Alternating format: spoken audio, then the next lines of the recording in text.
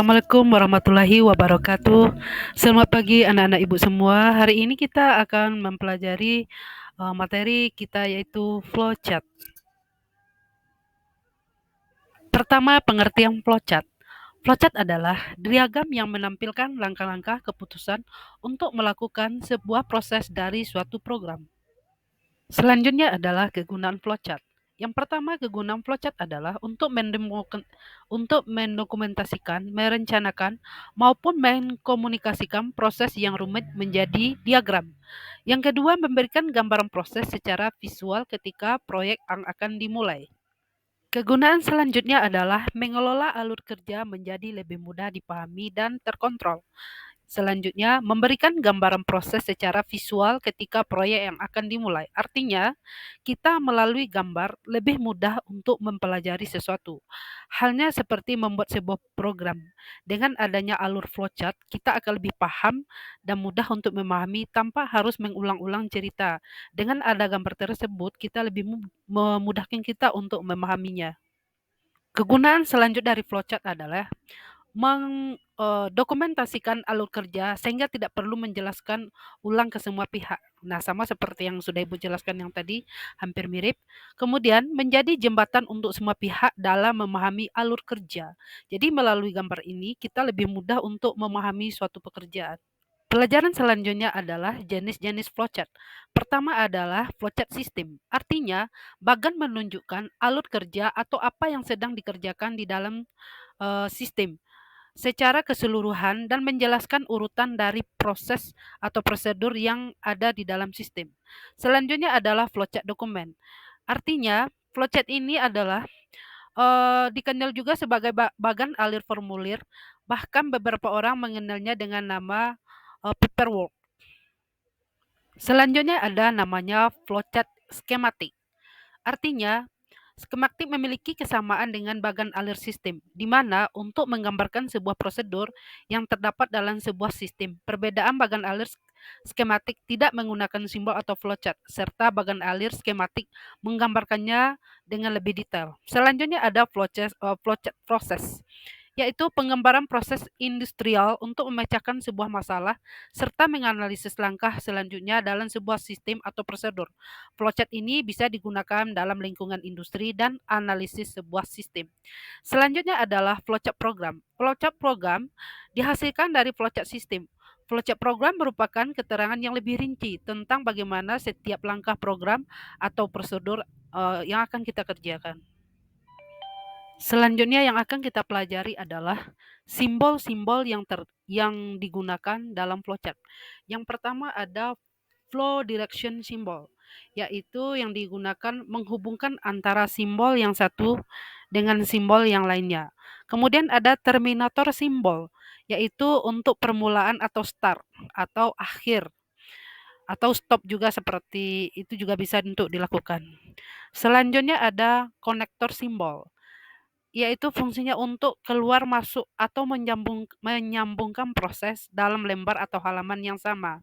Selanjutnya ada konektor simbol, yaitu simbol untuk keluar masuk atau menyambungkan proses pada lembar halaman yang berbeda. Selanjutnya ada simbol processing simbol, di mana simbol ini menunjukkan pengolahan yang dilakukan oleh komputer. Selanjutnya ada simbol manual operation. Simbol ini menunjukkan pengolahan yang tidak dilakukan oleh komputer. Kemudian selanjutnya lagi ada simbol manual input. Simbol ini untuk memasukkan data secara manual atau online ke keyboard. Kemudian simbol preparation, di mana simbol ini mempersiapkan penyimpanan yang akan digunakan sebagai tempat pengolahan di dalam storage atau penyimpanan. Selanjutnya lagi adalah simbol predefined proses. Simbol itu untuk pelaksanaan suatu bagian atau subprogram atau prosedur. Selanjutnya ada lagi namanya simbol display, di mana simbol itu output yang digunakan yaitu layar, plotter, printer, dan lain-lain. Selanjutnya lagi ada simbol disk and online storage. Simbol ini menyatakan input yang berasal dari disk atau disimpan ke disk. Selanjutnya ada namanya simbol magnetic tape, simbol magnetic tape unit.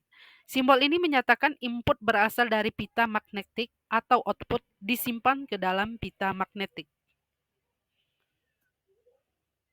Simbol selanjutnya adalah simbol direction. Simbol direction pemilihan proses berdasarkan kondisi yang ada. Selanjutnya simbol input output. Simbol ini menyatakan proses input dan output tanpa tergantung dengan jenis peralatannya. Selanjutnya lagi adalah simbol punch card. Simbol yang menyatakan bahwa input berasal dari kartu atau output ditulis ke kartu. Selanjutnya adalah simbol dokumen. Simbol yang menyatakan input berasal dari dokumen dalam bentuk kertas atau output dicetak ke kertas. Materi selanjutnya adalah mengenai keuntungan dan kerugian dari flowchart itu sendiri. Yang akan kita bahas pertama adalah keuntungannya terlebih dahulu.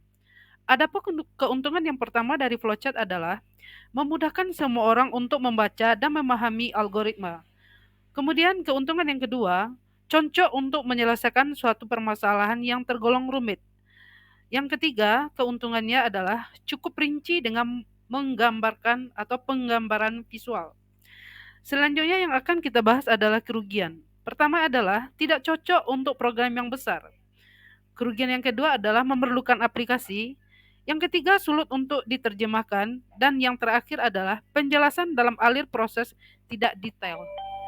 Nah, itulah anak-anak ibu semua tentang dari pembelajaran kita tentang flowchart.